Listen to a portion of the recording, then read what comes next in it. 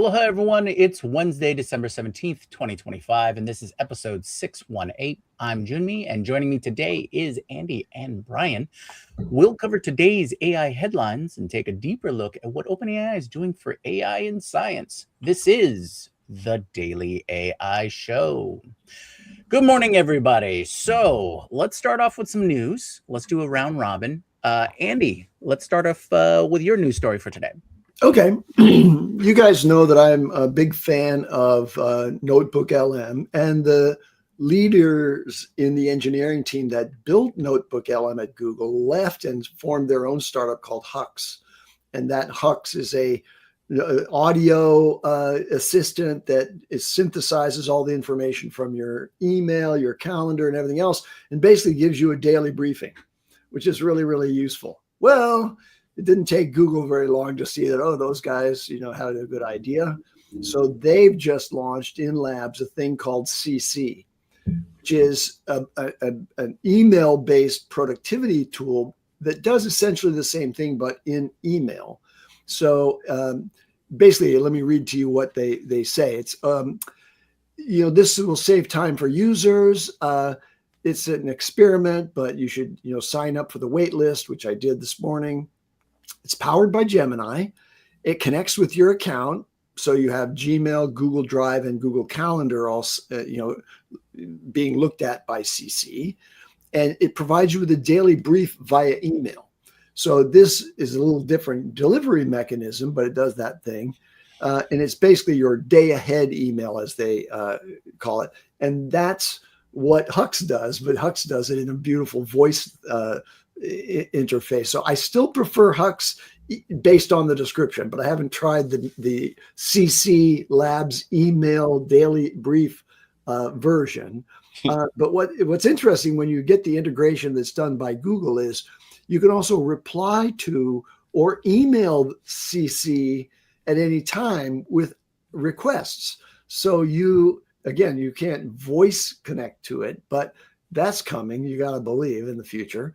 But you can send emails to that CC app, and it will add things to your calendar and do all those things. So it becomes your personal assistant in your Gmail account. Pretty cool.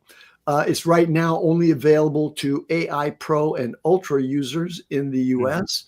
But it's going to be available only to consumer accounts at the moment and not workspace accounts. So you have to be an individual professional paying for Gemini or Ultra, but that's not terribly expensive at the pro level, $20 a month, in order to use that tool. And then you have to sign up in labs to get the on the wait list. Gotcha. And this is, would you equate this to what's the one from OpenAI? Didn't they offer to like their pro? They offered a daily digest type of. They have a thing called Pulse, which is a little more comprehensive. Pulse, and Karl is using Pulse and is a fan of it, and he's actually written about that and done a video on YouTube about Pulse, because Pulse goes beyond just summarizing your day or giving you a briefing about what information is in your thing. It's looking at and listening to all of your conversations that you do through OpenAI. And then it's actually volunteering new information that could be assistive to whatever you are working on. So OpenAI actually has, I think, a really great advance on the simple tool that Hux represents. And they're not simple at all, but I mean the less it's a sort of initiative-oriented applications that Google and Hux have built, and instead is doing something that's be really, really assistive by advancing your work, nominating things that could be of interest to you based on what it's seeing you be expressing interest in. Gotcha. And I just wanted to add to that. I thought I remember reading this, that there was a pause on Pulse development but that might have been wrapped into, well, what we'll talk about today, the new image model, as well as 5.2, and making that the priority. Now, whether that's already done in past because they're now both out and there's focus there, but it's interesting because Karl has talked about it, like you said, Andy, a couple times on the show, and just talked about how he really likes it. And it, even farther than that, Pulse is sort of a tether for him to OpenAI models because of how good it actually is. And I think it's a good indicator. It's a good sign from what Karl is saying, is that the stickiness, the moat of these AI tools will probably be less about, are they the best benchmarked model, and more about the deeper understanding of memory. I think it's going to be in 2026, it'll be the makers who are so good at the memory about making it such a great user experience for you that even if a new model comes out from another maker, you're less likely to move because you would go, it's kind of like a good CRM, right? Once you're in, you're kind of in. It's very difficult to move off of a Salesforce. It's very difficult to move out of a HubSpot. They know this, right? So yeah, I just wanted to bring that up. That, like, I don't know if there's still a pause on Pulse, but Karl loves it, and he's a big user of it. So it's important. It's interesting to know. So to dip your toe in this area, I volunteer Hux, and Greg's saying, yeah, Hux is great and he uses it every day. Yeah. Gotcha. Yeah, and Brian, I completely agree about the memory thing. That might be the big buzzword for 2026. It might be, yeah. And it's as I'm pulling up a new story here too. I would say, Jimmy, like, it's not even that it's just done. We've talked about this a lot on the show. It's that it's done right, and right is tricky when it comes to memory. We've gone deep dives into that before, right? Like, just, it's not about all-knowing memory. That doesn't actually solve the problem. It sounds like it does, but it actually doesn't when you really dive into what that means. It's like, no, you want selective memory, like the way we have selective memory, and some things carry more weight than others. So it's a weights thing, and they'll figure it out. I mean, this is not something that's unsolvable, but like, how quickly will it happen in 2026? I mean, it's definitely going to be part of it. I have a 1-2 punch for news, kind of in sort of a weave off of what Andy was saying, but it's in the wearables area. So the first thing is that there is a new Chinese called Looky, a wearable that's called Looky, Looki. I have it up here on the screen. Looks like it's going to cost roughly 212 equivalent US dollars.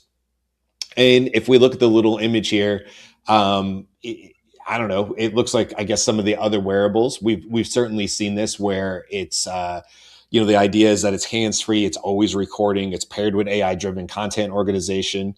But they also are saying on this, from this Chinese site, this gizmochina.com site, which I've personally never been on, but it was recommended from Future Tools from Matt Wolf. So that's kind of cool.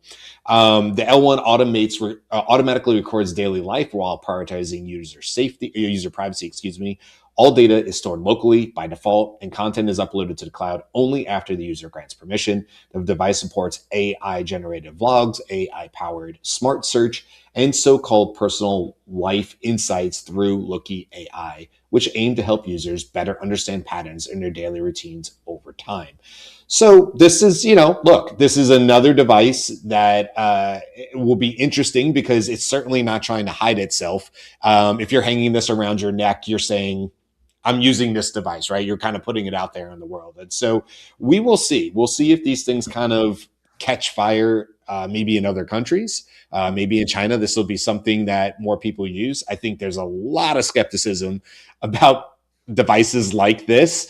And people would be, I think, rightfully concerned if they were, talking or whatever to somebody who has this sort of, I don't know, it almost reminds me of, that yellow reminds me of the Walkmans back in the day, or the right with the sport mode. The sports model, sport mode, it looks very, the gray and that yellow are very, very nostalgic as far as what that looks like, because it makes me think of my youth and having CD players that didn't skip. Right, that was the big deal. It's like you could actually walk with them, and the CDs wouldn't skip. So. I'm just going to say that I don't see that catching on anywhere. It's a little too obvious.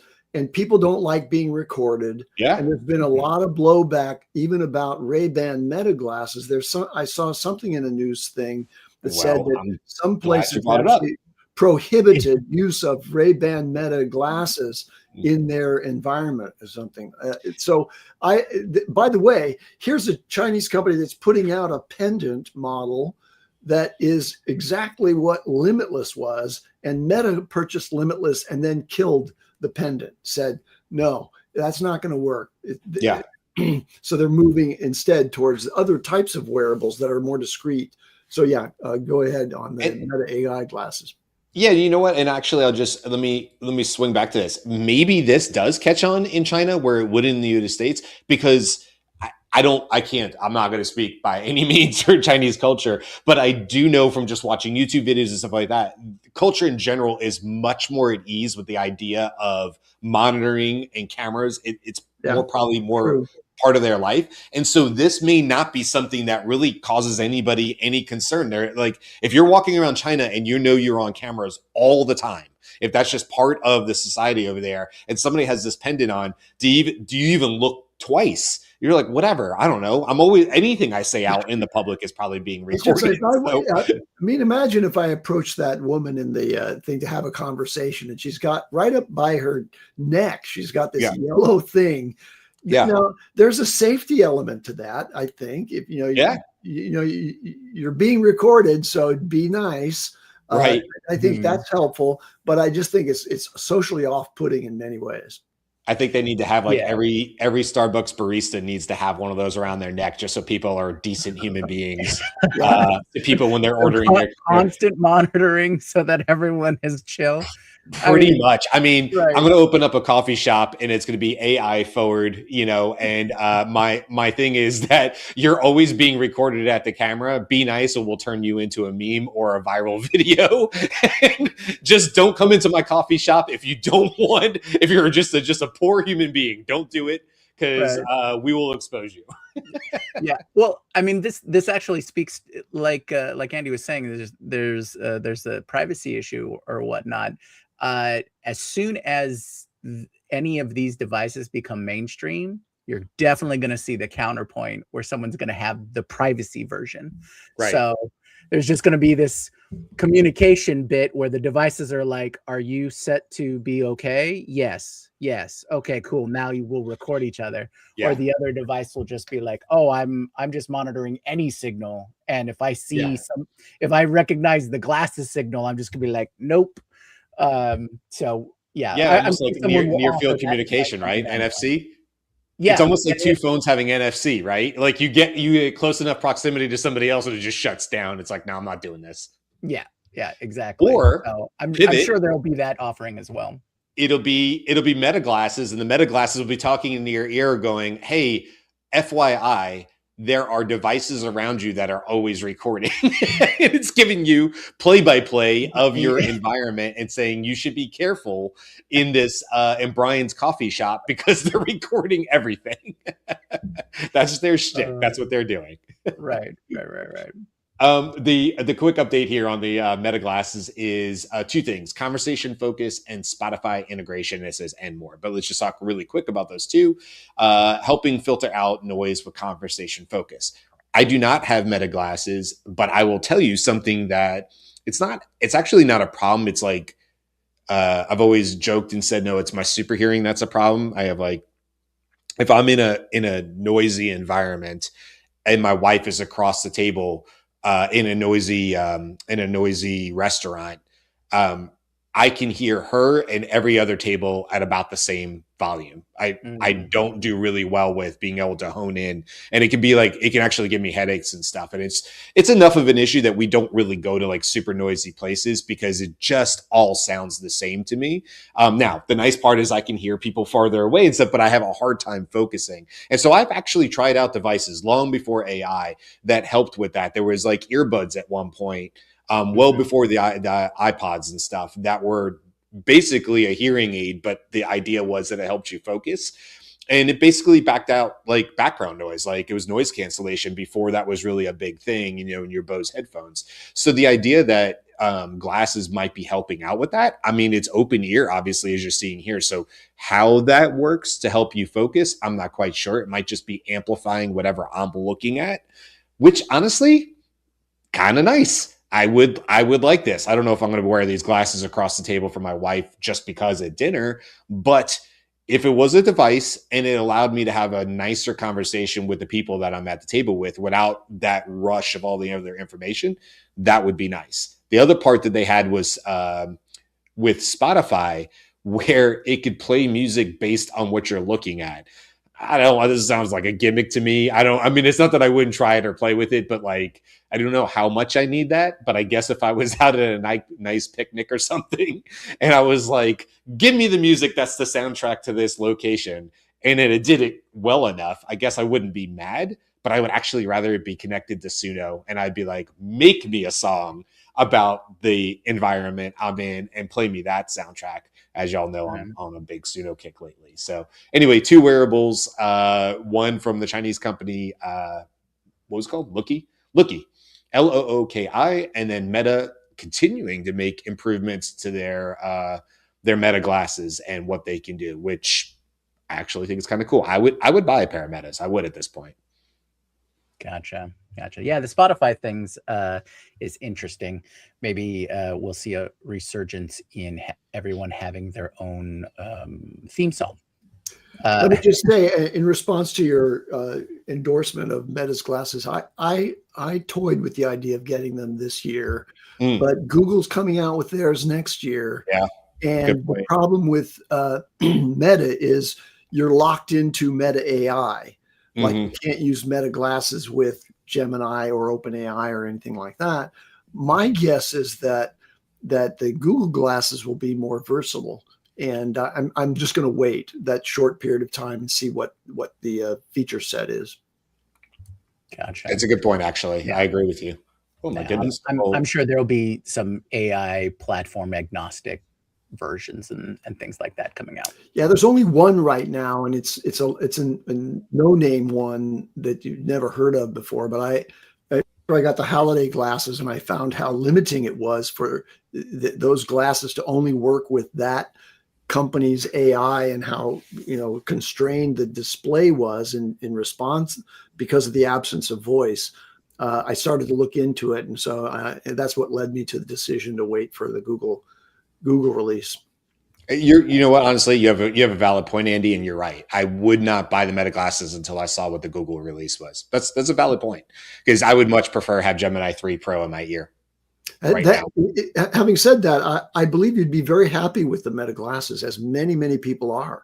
Yeah. They are the leader in the AI wearable space, and Meta is no slouch. I mean, they have really good features, but Google's better. Okay, well, let's switch from glasses to images. All right, so OpenAI said it's releasing its new version of ChatGPT Images, powered by its new flagship image generation model, GPT Image 1.5. The company said the update targets 2 pain points: instruction following and edit fidelity. It said the system can make precise edits while keeping details intact and generate images up to 4 times faster than before.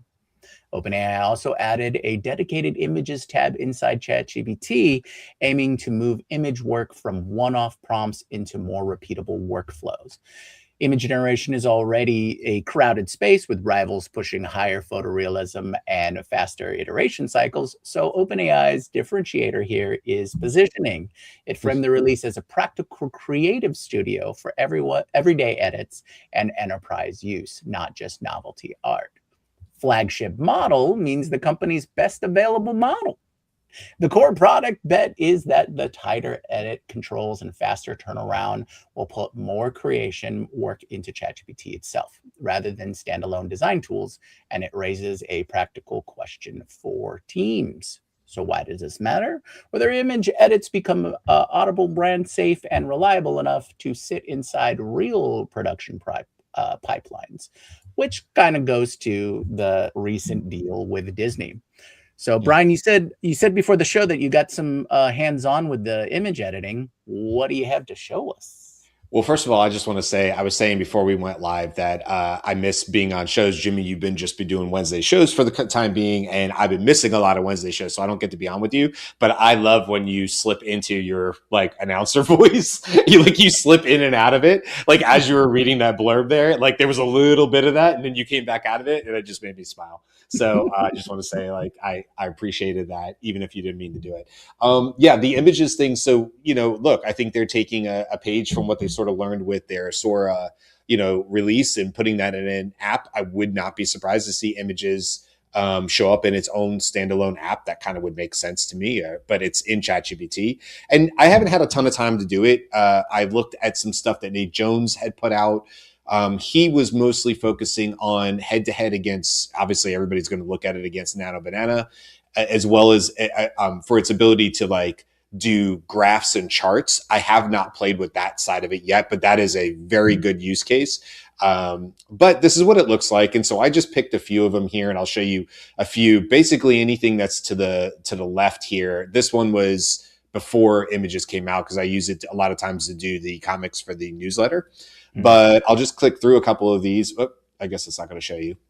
So this was, I thought it would show me the previous. This was an old 19 somethings, 50s maybe, picture of my dad's side of the family. My dad's not in this, but it's like the Masseri side is what I'm trying to say. And it's all grainy and black and white and pretty rough, the original image to it. And I've done this before. I thought it did an okay job. I think the colors are still washed out. I mean, if you look at the prompt, it's supposed to be like it was taken today. And just knowing what do they called? In the background there. What are those called? Those are called awnings. Awnings, thank you. Yeah, I was like, oh man, what is it? Awnings. This is in Brooklyn, right? So these awnings would have been colorful. And so everything is sort of washed out. It's like it threw a little color at it, but it didn't, I wouldn't say it like necessarily colorized it. It also didn't make it look like pop art or anything, but nonetheless, it's fine. It's fine. I don't have any problems with it, but I've seen better. So I'll just say that was one of them. This was one where I took an image of my daughter, and I wouldn't say it looks like my daughter, but there was a pop image one, and it took an image of her like looking out a window, and then it made this image for it. So I thought that was, fun and something I could see my daughter actually using a lot with her friends. In DC Comics style. Yeah. Very recognizable. And then let's see, where's the other one? So this one made me laugh. This was fun. This is me, my wife on the left, and my daughter on the right. And this is actually out of an image of us at the UGA game, not like a couple of weeks ago. And it made like a plush one. I actually really do love this one. And I think I will try to create this into an ornament for the tree this year. And not like 3D, but just like the image. You can kind of create pictures into ornaments, but we have all sorts of fun ornaments on our tree, and I actually kind of want to make this into an ornament and surprise my wife and daughter. So I thought this one was fun. Now for more complex, I gave it one image of my wife just sitting at a table. And it's a really pretty picture of my wife. And I said in a more complex prompt, hey, I want you to create a full comic that is about the frustration of putting up Christmas lights. And I gave it a couple things like when lights go out or whatever. So just the reference image of my wife, and then say, create a 6-panel comic that's funny about trying to put up lights. I did not tell it what the wording should be or anything, because that would be more of a Nano Banana type use case for me, where the thinking is going on before it actually produces the image. And Nano Banana is actually really, really good at it, and ChatGPT has not been good at it. So, I mean, whether we would consider this to be the funniest comic anybody's ever, whatever, but it's close enough to what my wife looks like to say, okay, that could be my wife. And then, she's just arguing about it, and she had a white top on, so it kind of kept the same top of the dress that she had on, and, it's fine. And then I went one further, and I said, I gave it a screen grab of our show yesterday. So it was me, Andy, Ann, and Karl on the show yesterday. And so I literally gave it a screen grab of the show, just literally this, Spotify, StreamYard. And I said, create a comic about AI news from the last week. Now, I think it's fun because if you look at like Anne's outfit, that's what she was wearing. Me and Karl kind of looks like Karl. I did have a gray hat on yesterday. And so I don't know, that kind of looks like Karl. That definitely looks like you, Andy. I like that it gave you a 5 o'clock shadow there at 7 a.m. in the morning versus having the goatee. It just sort of gave him the 5 o'clock shadow. I think Anne looks the most like Anne, honestly. So I'm sorry she's not on the show today. But if you were to go through and read this, it is not about news from the last week. It is about 4.0 and I don't know, robots or something. And man, it really sort of just whiffed when it came to the actual creative side of it. Now, this isn't necessarily a downside because what I would have normally done if it was like a newsletter is I would have said, here, I have an idea. Let's flesh out the idea, the back and forth, the funny of it, right? The sarcasm, the whatever. I would have done that first and then say, give me a prompt. And then I would have said, make an image. But I think this is showing that, at least from what I can tell in my very, very brief this morning testing of this, is that it does obviously have the ability to do thinking and processing before it creates the image, because I really didn't tell it what to put in there. I said, you have to go research the news to figure this out. And here are some 4 people I want you to have in the image. You do the rest. And that's a very nano banana thing. And so I wanted to that's what I wanted to test. But clearly I would want to keep working on this to test things like graphics, obviously. How easily can you fix something in a graphic? So we're updating slides all the time, and I've been using Nano Banana, but sometimes it could be a little like Nano Banana gets a little sticky with like whatever the first generation it creates is. So something I would want to be testing as a differentiator for ChatGPT, for me at least, would be, okay, create me this schematic, this infographic, this whatever, right, that I want to show a client. And then let's say that I'm like, oh, you know what? You created this chart. I like it, but to Nate Jones' point in one of them, this bar in the bar chart should be higher than the others. You did that wrong. Right. And it's editing adherence, prompt adherence to fixing exactly the thing I asked for. Personally, Nano Banana isn't great at that. I think it does great at giving you a very good 90% there for a shot. I don't really love the editing. So if the editing is better, if I can take this image, or sorry, it's not on the screen anymore, but if I can take that comic of me and Anne and Andy and Karl from yesterday, and I can say, I love the characters. You nailed it. But I think the joke is crap, right? So like we have to come up with, but it's not from the last 7 days.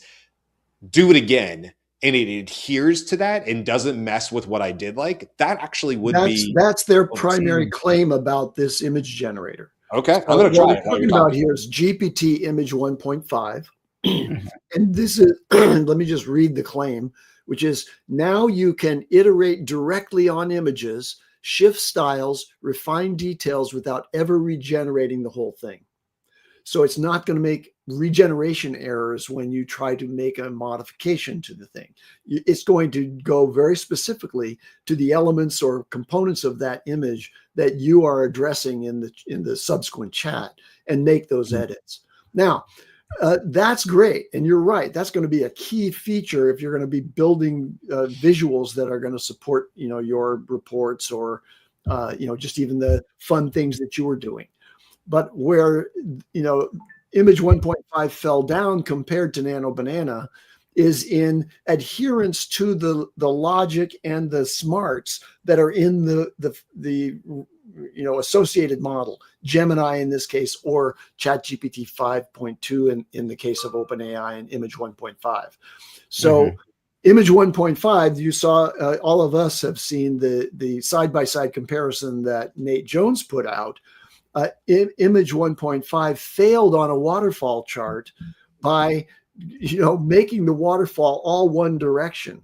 Whereas a waterfall chart is kind of a graphic display of all of the component elements of a change from one state to the next. Some of them are positive, some of them are negative, and it shows how, what contributed to getting to the final result in the subsequent period.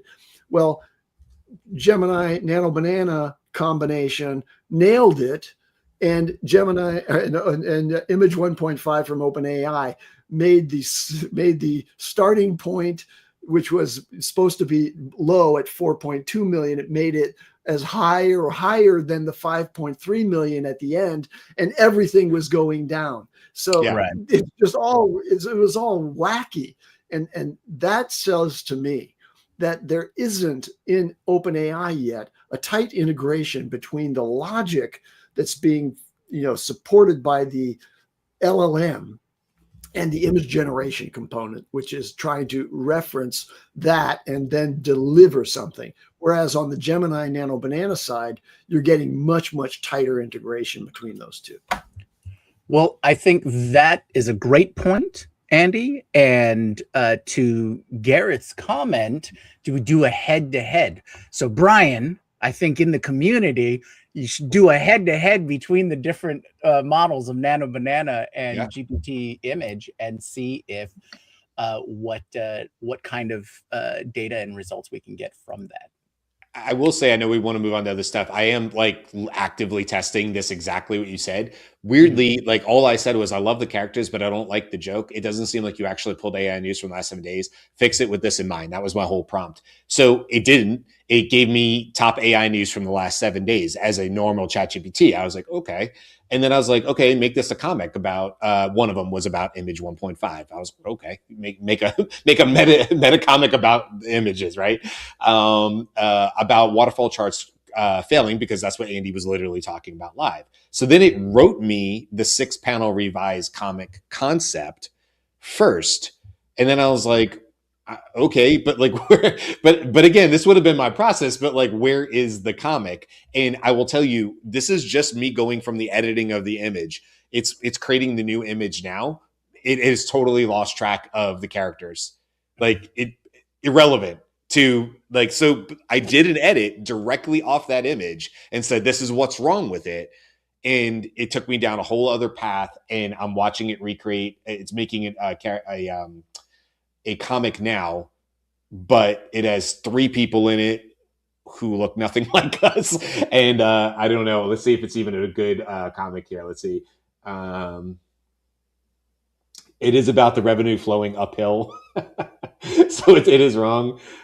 Just do it manually. Yeah. Maybe 2026 we'll get an AI that can actually finish a slide deck. So that was the joke at the end of it. So it did the thing. And it's a fine comic. I'm sure I could iterate on it for like the newsletter, literally. So, I mean, yes, but hold on a second. I started from an image edit, but it totally discarded that and went a different route. So here's the thing. I don't necessarily think that Nano Banana would have done better with this. So this is not a knock on it. It's just kind of like where we are.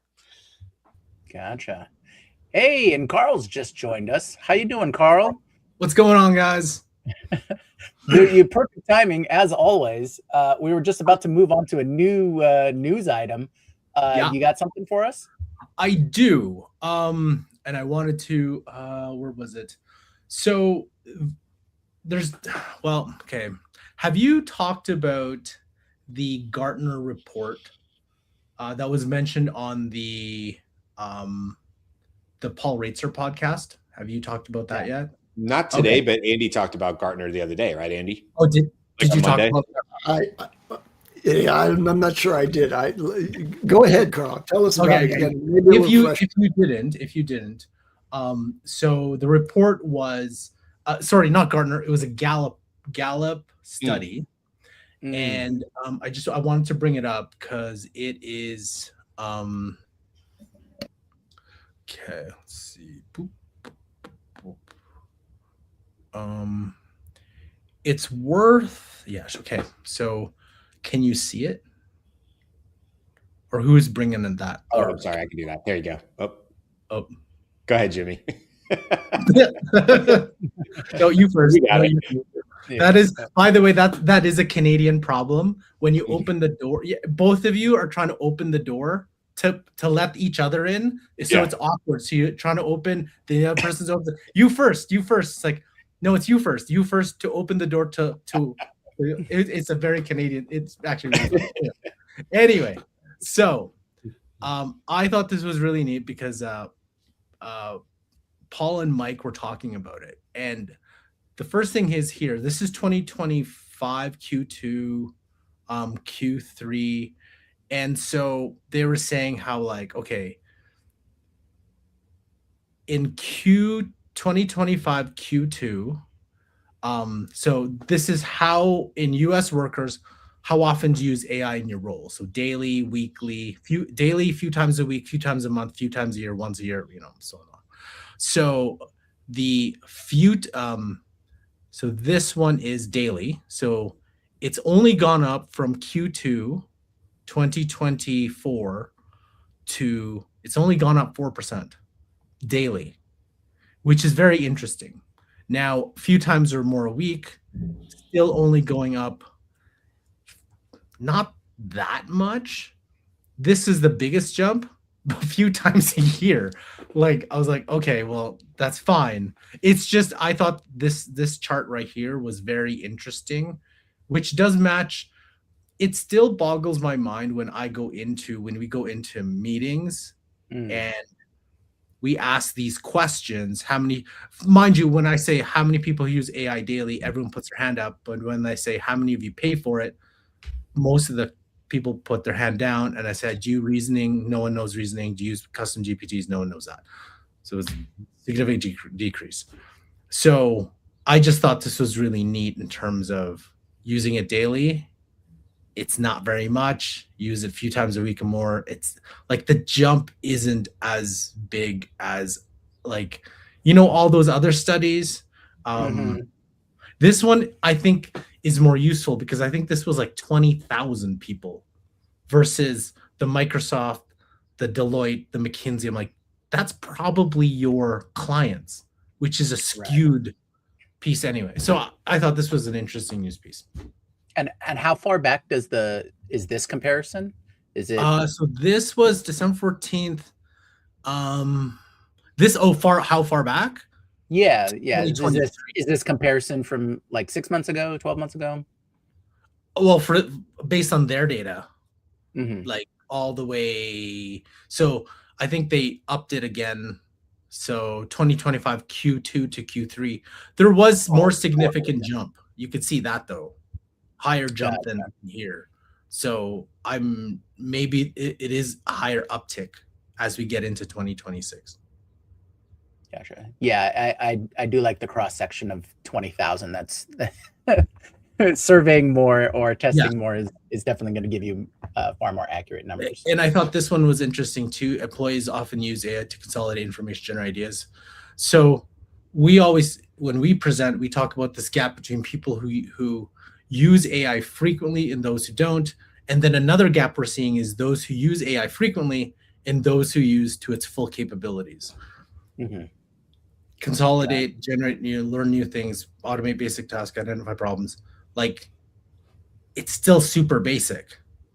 Like, these things are all super basic stuff that we've all learned how to do way back, right? So it's interesting still. This is the use case, and we're seeing it too, right? Because like, oh, how many people use daily? Okay, here. So what do you do with it? And it's like, oh, we just use it for the number one response, creating documents and editing our email. That's usually it, right? So, and I would say like a lot of it too, Karl, is still one-off use cases. Like getting people to think about reoccurring. I mean, whether that's a custom GPT, an agent, a gem, a copilot, whatever. Like the idea of not starting from scratch every single time, and as Rachel Woods would call it, getting an AI playbook and taking the extra 10 minutes to create a process out of it. Like you just don't see that. It's just very much like, I feel like if I was to get access to a bunch of my random clients, sales reps or GTM people, their chat GPT or something, like I almost guarantee you most of the threads that I would see would be like starting from scratch, not from an actual custom GPT or a gem or something that already had some knowledge in it. And yes, people are starting to use projects more. I do hear more of that now. I don't, projects are projects, they're fine, but I hear more people doing that, obviously, but yeah, I don't know. It's kind of in line with what you're saying here from, it wasn't Gartner. Who did you say this was? Gallup. Gallup. Okay. So yeah, I don't trust Gartner because I have a feeling if they put theirs out, it's going to be a little bit more skewed too. But Gallup seems like, oh, okay, this was that rose my head. It's like, oh, if this was a McKinsey Deloitte, I would have just, okay, whatever. But this was like, wait a minute, this is Gallup. Yeah. It's trusted. They do a pretty comprehensive, they do a lot of surveys and people trust them and they have pretty good track record. So I was like, oh, okay. This makes sense. Although I was just going to say, I'm assuming that their cross section of surveyees, I guess, is the all in employment levels, company levels. Yes, it isn't just a specific set of like enterprise tech, like that kind of piece. They did say, which is interesting. Where was it? Who are the U.S. employees working in knowledge-based jobs such as technology or professional services were more likely to use AI than those in frontline positions. 76% of employees in tech or information systems, 58% in finance, 58% in professional use, 57% in professional services used AI in their role. So very interesting because so we were doing a discovery for an accounting firm, mid-sized, right, around 80 to 100 people. And when you ask them, hey, how many people are use AI? It's like a smattering and it's all free. They're all using the free, whatever they're using, mostly ChatGPT. One person used Copilot, and that person was still excited about how that person changed his email. Like the person was super excited about that. The moment I showcased Excel, Claude Excel in plugins, like the Claude Excel plugin, it was like something was like, this is like the second coming. Like it was like, what? And then I was like, oh yeah, let's do a heat map. And then one person's like, do you know how long it takes to do a heat map? I'm like, yeah, like 2 minutes. It's like, no, it's like days. And I was like, 2 minutes? And that was the thing is I was like, you're taking it to the most advanced because not very many people know about Claude Excel. And I'm like, so you can compare it to Copilot, and Copilot's like, because it's in spreadsheets, right? So Copilot's like, yeah, if you can upload that spreadsheet, I can get started on it. I'm like, no, the spreadsheet's right there. It's like, no, if you can upload this, I was like, no, Copilot, no, delete that. And so that was the thing is like when you see it actually work and when you see like just Claude in how it works, it's like, what? And then one person, I think it was just talking to me after, she's like, I'm not sure what I'm gonna do now. And I'm like, what do you mean? She's like, that's what mostly I do. And I was like, I don't know. Yeah. Learn how to use the tool fast to be the best at using the AI tool. That's the answer. Yeah. She's like, how much it costs? $140. She's like, I am so buying that like right away. It's like, yeah. Karl, are you here tomorrow or Friday? Are you on the show tomorrow or Friday? Yeah, I am both days. Yeah. I don't think it's like I won't be here tomorrow, but if I'm not either way, I think you should totally bring up what you shared in the Slack channel about the vibe coding, because it kind of goes right in line with what you're just saying about people are like, wait, hold on. And you're like, yeah, that's like a 2-minute thing. And this whole idea of people like building to understand the problem. It was the article you shared because it was like building to understand the problem and then using that as your like leverage to go to another company and say, okay, we don't really want to build this. We want to buy your solution, but we're a whole lot smarter about the build versus buy. Yeah, I remember that. Yes, that one. I was like, I couldn't think of what it was called, but yeah, it was a really cool article. And anyway, it's not as much like, so I created a TikTok on just that, like the lawyer vibe coding a certain feature of Harvey AI and Ligor. How many software engineers commented on it saying, just disparaging it, right? And it was interesting because a whole bunch of other people comment. It's like, oh, I've already done this. I built this for this. I've replaced Monday.com. I've replaced HubSpot. I was like, interesting, because I always ask those people, how did you do it? And it's like, and people are like, oh, it's not secure. And it's like, I was like, but those same people are like, yeah, but it doesn't need to be secure because I'm running it internally, no connections outside. I just want to do it myself. And I was like, I think it's interesting, the perspectives, and I get both sides and the most valid comments. It was like interesting, and it's it's close to, it's more sarcastic, not as vitriol as like creatives and designers who are against AI, anything, movies, videos, images, but there is still a little bit of like, I'm gonna disparage it, because you can kind of see it starting to really hit home in their profession. Like you can start they're seeing the touch point. Yeah. It's hitting a nerve there already, right? Not as creatives are super vitriol. This is starting to hit the nerves, like, wait a second, well, it's not secure. It's like, but does it need to be if I'm doing it for myself or my little small law firm? I don't know. Here's I'll weave off of that to just add a little snippet of news here. There's a new study out that shows that the 6 leading AI models now pass all 3 levels of the chartered financial analyst examination. Yes. Yeah. Right. So, would I ever pay for a CFA going forward if I can just use any one of the major models and create a custom GPT or a gem to be my financial analyst? Yeah, without potential bias. I mean, there might be bias in the model, but without the potential bias of somebody who's looking at it through their lens or whatever, there could actually be gets commission somehow. Now there are fee paid financial advisors, but I've never bought one, and I certainly would trust AI. I am trusting AI with a lot of financial modeling that I'm doing in a bespoke way for my particular situation, not just advice over the phone, but literally modeling exactly my situation and simulating it out there to optimize for liquidity and for taxes. Yeah. It's funny you mentioned that, Andy. Just a quick side note. I literally this morning bought a receipt scanner. Like it's a unique device just for receipt scanning. Now, I was looking for one that was literally this small, but I get the point that you'd want one the size of a piece of paper too, because you have larger receipts and invoices and stuff. And not that my wife and I run a big side business, whatever, but I've always said this, I try to keep a line item budget. Well, something I want to do in 2026 is make that more AI influence as far as that budget goes. And so I had this idea. I go, I could just use the receipt scanner.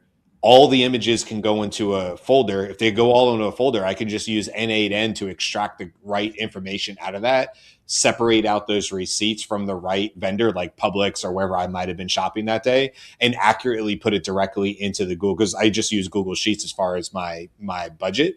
And so I have this process sort of starting to formulate in my head about kind of like what you're saying is like, oh, wait, hold on. I have image readers and scanners, and we have AI that can read images and make complex answers out of those images. Hold on a second. Why am I looking at any receipts on my desk anymore? Like, I should just scan it in and not think about it again and just be like, come home from the store, wherever it is, scan it through, it goes to the cloud, and then the automation will just look for it on a time base. And once a day, it'll be like, we got 4 more receipts that came in from the family, or invoices or whatever it is that we might need to look at from the family, and just run that through an AI automation and just put it where it needs to go into the budget. So anyway, just in that process of family, finance and stuff.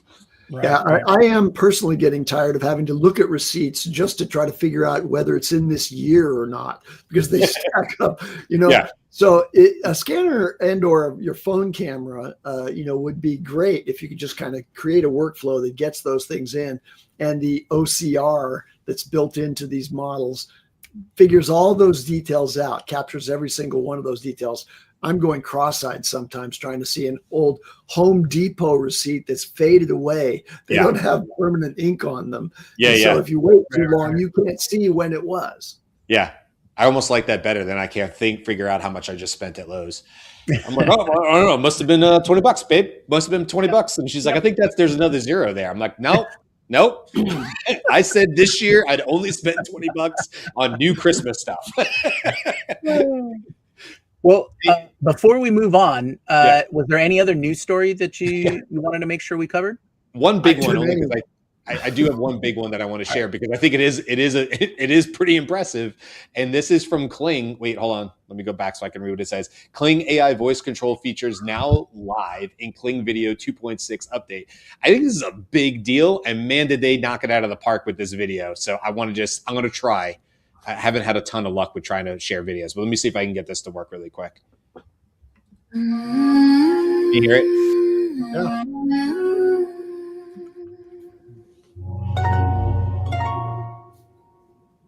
Hello? Hello? Is that my voice?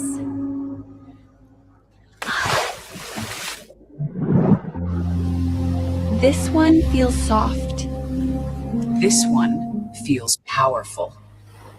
And I can even sing again.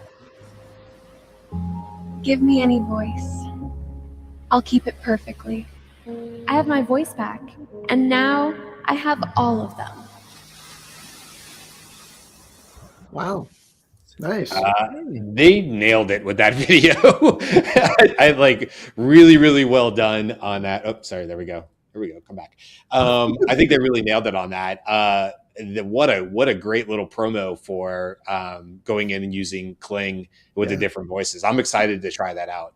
Can I? Okay, how much time do we have? We have 4 minutes. I was wondering if any of you saw it was done 5 days ago. It has 2.1 million views already. Has anyone saw it's Anakin Skywalker right after Revenge of the Sith? That video. And it's about 8 minutes long, but I want to show you about a minute worth it if it's okay. Go for Sure. it. We can okay. So I stop that. I want to show this.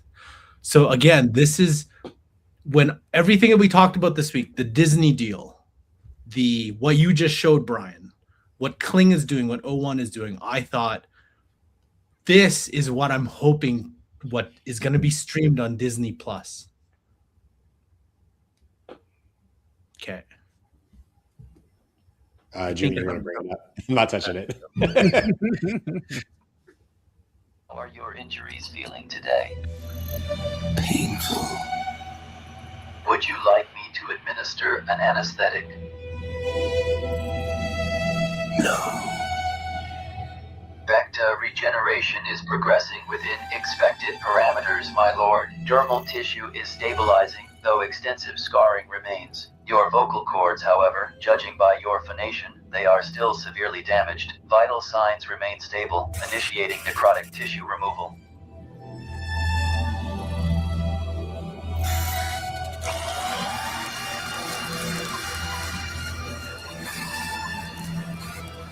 Enough. Your volume is insufficient. Please repeat your command.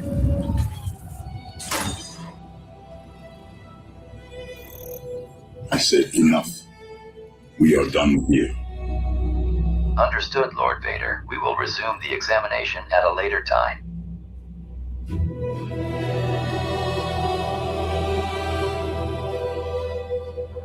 Wow. Anyway, it's 8 minutes long. You can go watch it. That was so the first thing I was like USB. I'm like, interesting, USB. But if people can create that, Kling 01 hit whatever, think of like all the backstories, stuff that were like, what that didn't make any sense, or making your own what ifs, like all this stuff. Because that clip showed and so many people were like, oh, if they had actually made that would have made sense. But there's like gaps and stuff. And I was like, that is pretty cool.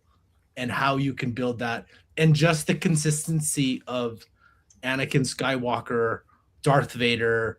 And I just love how he turned from the voice to, oh, that was really, really neat. What tools Who produced that? Who produced that? I honestly don't know. I saw it on my TikTok feeds, and then I was like, the moment Brian put that in, I was like, I found it. Did they break down the tools or process?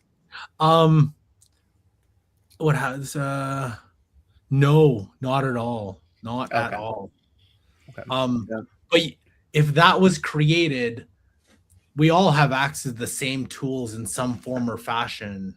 It's that to me is like, that's it. That is, I wouldn't mind what, I don't know who the creator of that is, but if that same creator is going to create a bunch of streaming stuff on Disney Plus, I was like, yeah, watch that.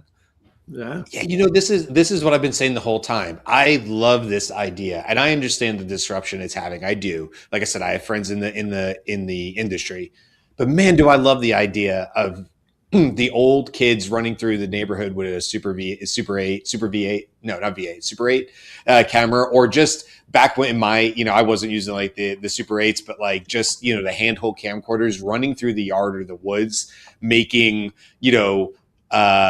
Blair Witch or whatever it is. And then the idea, Karl, that you could be like, you can get your friends who are like, I mean, I'll make the video with you, but I don't want to act. I don't want to be in the video. And then that kid is like, that guy or girl, a boy or girl is like, oh, I just need you to be like, run through. I'm going to replace you. I'm going to replace you with an image and a voice and a different character. You're going to be a rookie. You're going to be whatever it is. And like, I know how to do this now as the kid, It's like, it's just super fun to me that people are going to have these kind of tools at their disposal. And we're going to see some really, really very creative output from this that are made in somebody's yard somewhere. And we're just going to be blown away by it. Yeah. I think from the creative side, it's the path or narrative I want to focus on is the capabilities to lower barriers and allow people to be creative, and not have those limitations like you were pointing out. I think you're completely right about the disruption side as well. So it's going to be a bit of a back and forth, quite a bit of it. But I think if we look at it as tools and ways to enhance our own creativity, that's probably the healthier way to go. But we definitely need to make sure that we keep all of the things that could go off the rails in check a little bit. At least be aware of them and keep them in mind. But okay. Andy, did you have another story you wanted to cover before we moved on? I have two little addenda to the OpenAI discussion that we had earlier about the image 1.5 model. And the two things are, one, you remember when 5 came out, they implemented a model router. So you wouldn't be able to select specifically which model you were going to be using. It would use GPT-5 Flash or, the smaller model. It would then use, GPT-5 thinking if necessary based on the prompt. That model router automation was annoying to users because you didn't really know what was going to happen. And one of the principal ways it was annoying was, sometimes you ask a question and it would take 30 seconds to come back and it just wasn't fast enough. And you wanted just a quicker answer. So they've removed that unpredictable system. So that's one of the things OpenAI just did, because now when you use ChatGPT, it defaults to 5.2 instant for fast response. And you have to specifically select 5.2 thinking if you want a longer, more reasoned answer. The other one is that they released 3 new real-time API endpoints. And real-time API is the voice interaction, streaming with natural interruptions. And so they've reduced transcription errors. They've cut the text-to-speech word error rates by 35% with these new interfaces. And they've boosted instruction following by 22%. So if you're building an application and you want to have it be a voice application, then OpenAI is really out there at the front end of, providing this. And the only thing remaining is to reduce the cost of those real-time APIs because they can get very expensive.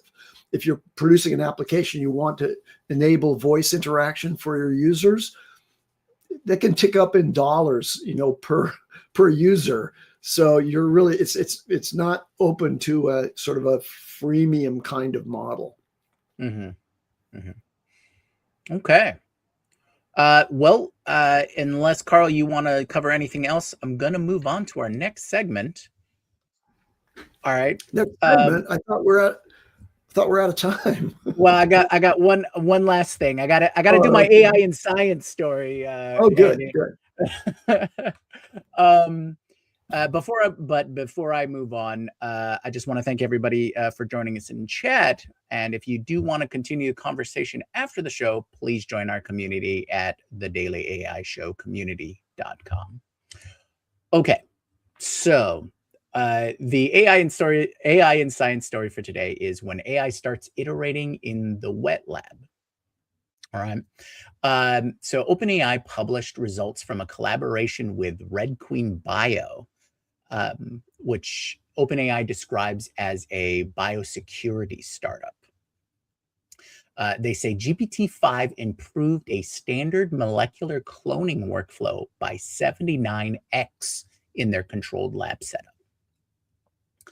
So before we get too deep into it, a wet lab is where you do hands-on experiments with liquids, chemicals, and biological samples. It's the opposite of a dry lab, which is mostly computation and data. And molecular cloning is a basic biology technique for copying and working with DNA.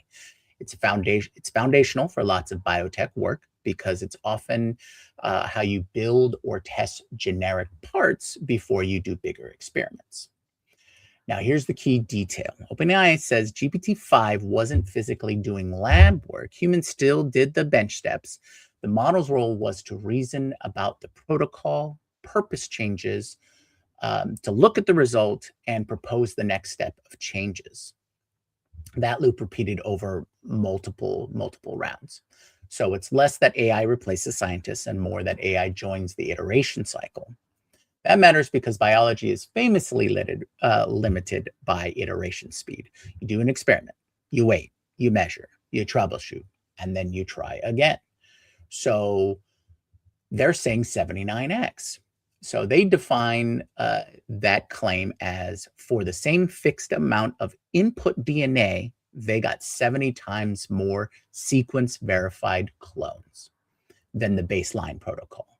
Sequence verified just means that they confirmed correctness by sequencing, not just by eyeballing results. They also say the improvement came from a novel mechanism involving two enzymes, REC-A and DNA binding protein called GP32, which they describe as helping DNA ends align and match correctly. Now, here's the important limiter here. OpenAI explicitly says these gains are specific to their model system and still require human scientists to set up and run. They also note they do not expect this approach to replace simpler, more robust everyday methods in most use cases. So they should treat this as interesting evidence that models can optimize real protocols under constraints, not biology is solved. Now, a second layer here is OpenAI also describes a robotic system built with Red Queen Bio and robot on rails. The idea is you hand the system a natural language protocol and it can execute with a combination of LLM translating instructions, a vision system locating labware, and a robot path planner moving safely. They report the robot got similar relative improvements compared with humans, though absolute yields were lower. If you squint, that points to a near future workflow. Models propose experiments, automation runs more of them, results come back faster, and humans can focus on judgment and direction. We have seen early AI agent scientist systems in chemistry. For example, Nature came out with a 2023 paper described co-scientists, which used LLMs plus tools to plan and execute experiments in automated lab environments, including working through documentation and using lab APIs. So we're looking at LLMs plus tools, experiments, and feedback loops. Sorry. So let's take a look at safety now. So OpenAI says they ran this in a tightly controlled setting with a benign system and limited scope because better biological reasoning has biosecurity implications. They point to their preparedness framework, which explicitly tracks biological and chemical capabilities as a risk category. Now, what I like about this story is the shifts in evaluation. It's not can the model talk like a scientist, it's can the model help a team iterate faster. If we can do that safely, the practical upside is huge. Fewer dead end cycles, faster troubleshooting, and more shots on goal for real research. And the hard part is also clear: reproducibility, governance, making sure capability doesn't outrun controls, things like that. So I'll just close this off with a question to mill on. So when AI can propose and refine real experiments, do we measure success by speed, or how reliably can we turn results into knowledge we can trust across the labs? So I guess this is the larger question of, and this is kind of some of the stuff I've been covering in various AI and science stories, is the AI processor, or the AI scientist doing these mundane levels of iteration and testing and things like that. And that seems to be where we're hitting that sweet spot right now. I guess figuring out when the trust system and how is that trust going to be expanded upon in the next 12 months or 24 months, and what kind of growth are we going to see with LLMs or with AI in general in the different science fields? What's that next step with AIs in science? Right now it's the iterative side. We have it analyzing, for lack of a better term, past data, historical data, in science and various papers and things like that. What's that next thing we want to see AI going into? So that's my AI and science story for this week. I hope I left highlighted our latest AI applications in science, and leaving some questions to think about for our next iteration. All right. Well, before I close up for the day, Andy, is there anything you need to cover?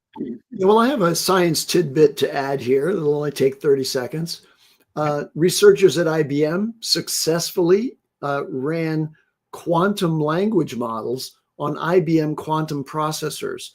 That's a transition from theoretical simulations running on supercomputers of what quantum processors could do to a working quantum AI system that's running a language model. So quantum computers are taking step by step major moves towards accelerating AI and accelerating computation generally. Gotcha. Yeah, the quantum space is definitely moving pretty quick. Okay, well, I think that's going to wrap all of it up for today. We do have shows for the rest of the week, so join us on Thursday and Friday. I want to give a big mahalo to everyone who joined us today in chat, and everyone who's just watching a little later. If you want to keep up with the discussion, join our Slack community at thedailyAIshowcommunity.com. If you found this helpful, consider subscribing and hit the things that make the dings so you don't miss the next episode. Until next time, keep your minds and your hearts open. Aloha.